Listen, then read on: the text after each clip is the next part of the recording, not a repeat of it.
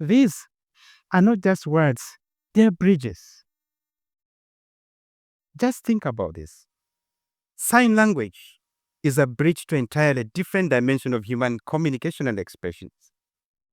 It embodies cultures, emotions, and identities that no spoken word can express. It is the voice of the deaf, their connection in the world, their right to be heard, seen, and understood. In Uganda, many deaf persons are being stigmatized and marginalized by their own communities. The Kakwa people, my own community, a deaf person is called abobo, which means stupid, useless, and cursed. Lack of early intervention and exclusion from education is a key contributor to their marginalization in Uganda. 70% of deaf children face communication and developmental delays, making them actually unable to communicate with their own families. Take the example of Kasa, a 14-year-old deaf boy who had multiple disabilities. He was thrown and rejected by his own parents in the hands of over 70-year-old grandfather who is struggling with the basics. Kasa, when we visited him, he had no name. We gave him the name Kasa after his grandfather. He lived in a chicken shed-like structure. I met a young girl called Kado. Kado is such a lucky girl who got the privilege and opportunity to go to an inclusive secondary education. But she had to travel 500 miles to access this school. A trip to this journey is as much as the school fees of a term that she pays. Now, you may wonder how I am connected to the persons with disabilities. The year was 1992, when my father and the entire family were forced to move into an internally displaced people's camp. And that was the same period when many families were returning from exile from the brutal liberation wars of the fallen regime of Idi Amin.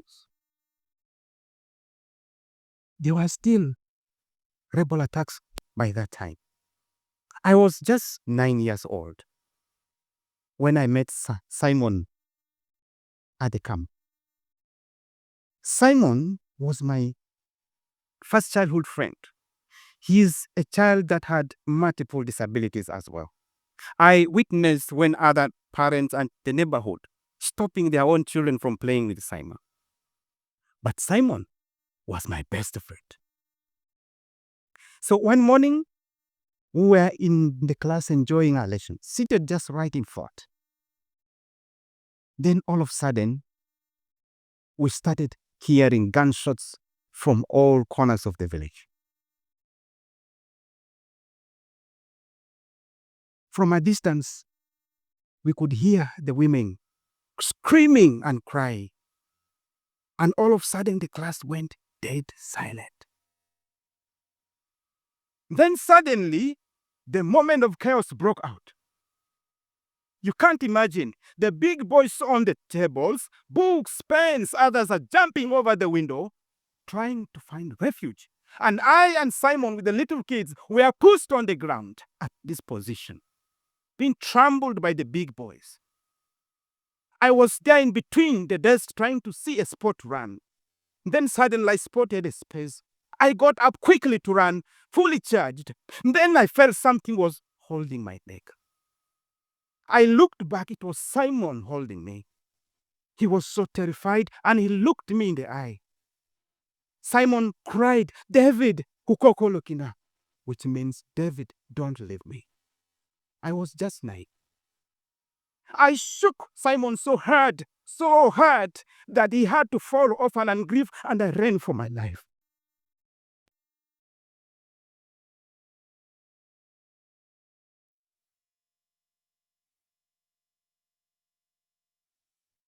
3 days later, when the dead bodies were counted, Simon was among those who were brutally murdered.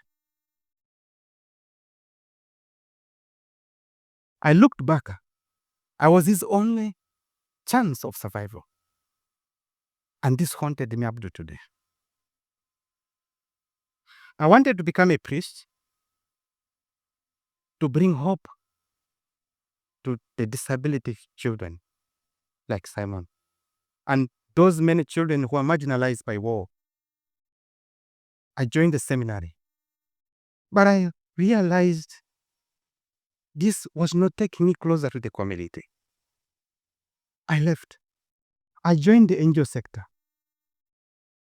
where I worked in the communities and I saw hundreds and thousands of deaf children just like Simon not integrated. I started a fundraiser, trying to raise small support to support this kind of children. But I realized charity is not the way to go.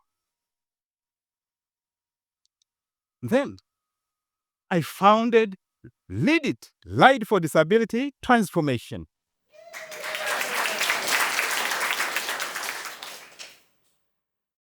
At Lidit,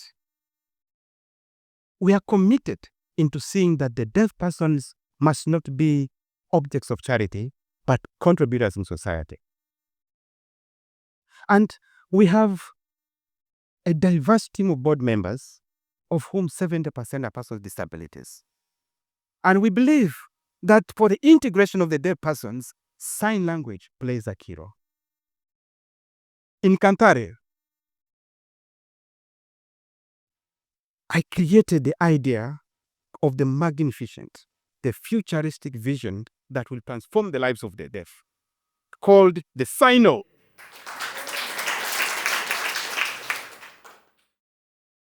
Sino is a model center, it's a model facility equipped with the tools, resources, and opportunities that will unlock and give various opportunities for the deaf persons. At Sino, this is actually our flagship project.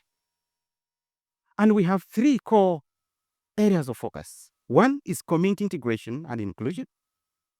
2 is vocational skills development. 3 is business development. Now, at first, we are focusing at empowering the parents on how they can communicate with their own children through sign language. Then, training sign language interpreters. Then we would go to the schools, the communities where the deaf live, the special needs education teachers, and we would run and pilot and operationalize sign language training centers in West Nile and in Uganda. Wouldn't it be nice if sign language becomes one of the national languages in Uganda? Second is the vocational skills. Here we have what we call the maker spaces. It's a unique space where the deaf will be clustered according to highly researched, market-oriented enterprises that will be, for example, maybe ICT, it can be concrete practice, it can be, so you can mention the list. And that will be informed by research. Then the deaf will be arranged in the maker space. You will see the deaf making design process, making prototypes, making products. And this is what the deaf are going to do in this maker space. Then we have, finally, the business development. Here, it's like the final stage before they go out. We have to give them the business acumen, where they are equipped with financial literacy, marketing, branding, and how they sell their own products. We begin with the powerful words: empower, help, support, love, beautiful, happy, inclusion. Let us not leave these words here tonight. Which word are you going to sign into the world today? Is it creativity for a deaf child longing for a space to develop a skill?